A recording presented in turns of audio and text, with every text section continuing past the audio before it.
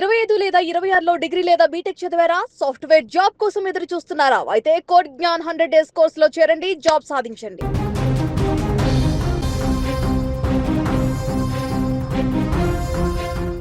RTC driver Shankar Goud మృతితో నర్సంపేటలో high tension నెలకొంది.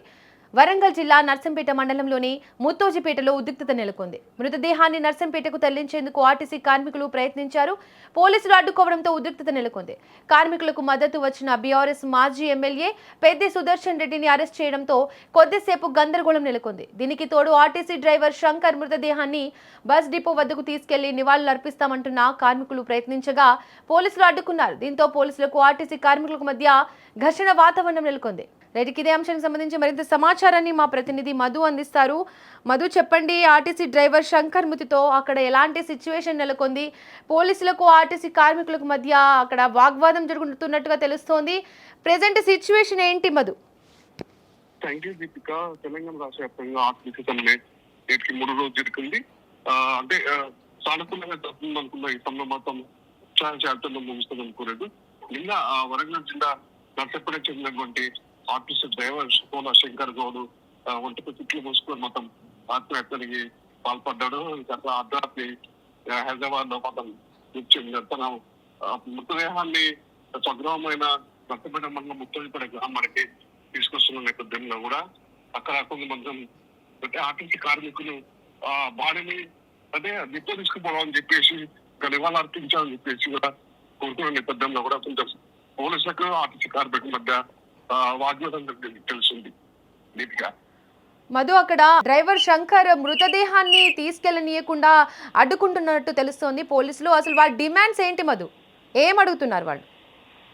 అయితే ముఖ్యంగా అదే ముత్తోజిపేట స్వగ్రామం ఉంది, అక్కడే అది తీసుకెళ్లి దేహాన్ని పెట్టాలనే నేపథ్యంలో కూడా అంటే ఆర్టీసీ కార్మికులు తను అంటే తమ డిమాండ్స్ కోసం చనిపోయాడు, తన ఆర్టీసీ తీసుకెళ్లి బస్సు ముందు తను నిబంధన అర్పిస్తామని చెప్పేసి నేపథ్యంలో కూడా సంబంధించిన బీఆర్ఎస్ నాయకులు పెద్ద కూడా అక్కడ చేరుకోండి ఇక్కడ నివాళులు అర్పించే క్రమంలో కూడా పోలీసులు అంటే కొంచెం అత్యుత్సాహంతో మొత్తం బాడీని ముత్తోజిపేట కాకుండా కొంచెం అక్కడ ఘర్షవాతం నెలకొంది పోలీసులకు ఇటు ఆర్టీసీ కార్మికుల మధ్య. ఈ నేపథ్యం మాత్రం తీవ్ర వాగ్వాదం చోటేసుకుంది. ఒకవైపు కూడా పోలీసు వాహనాలను ధ్వంసించడానికి కూడా ఆర్టీసీ కార్మికులు మాత్రం వెనుక పరిస్థితి ఉంది.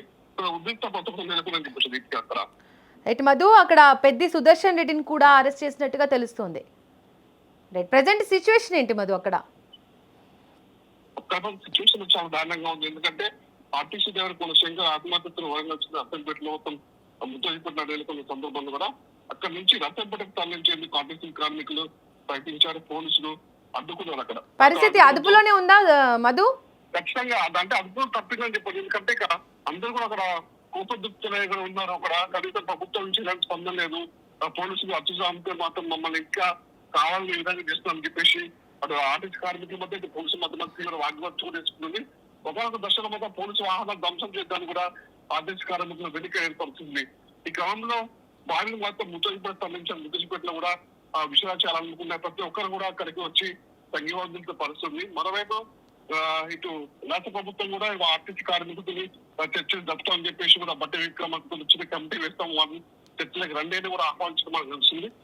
ఇవాళ మధ్య అంటే మృతదేహాన్ని చూసేందుకు ఒక కుటుంబ సభ్యుల్ని పరామర్శించేందుకు కేంద్ర మంత్రి బండి సంజయ్ కూడా నర్సంపేట పక్కన ముత్తోజిపేట గ్రామాన్ని కూడా మధు, మృతదేహం వద్దకు ఇప్పటి వరకు ఏ రాజకీయ నాయకులు కానీ పై స్థాయి అధికారులు కానీ వచ్చారు పరామర్శించడానికి? అయితే ఇది రాష్ట్ర వ్యాప్తంగా సంచలనం ఈ విషయంపై మొత్తం అంటే ప్రభుత్వం నుంచి ఎలాంటి స్పందన రాకపోవడంతో బీఆర్ఎస్ పార్టీ నుంచి సత్యవతి మాజీ మంత్రి సత్యవతి రాథోడ్ కూడా వెళ్ళే వాళ్ళ కుటుంబాన్ని పరామర్శించారు.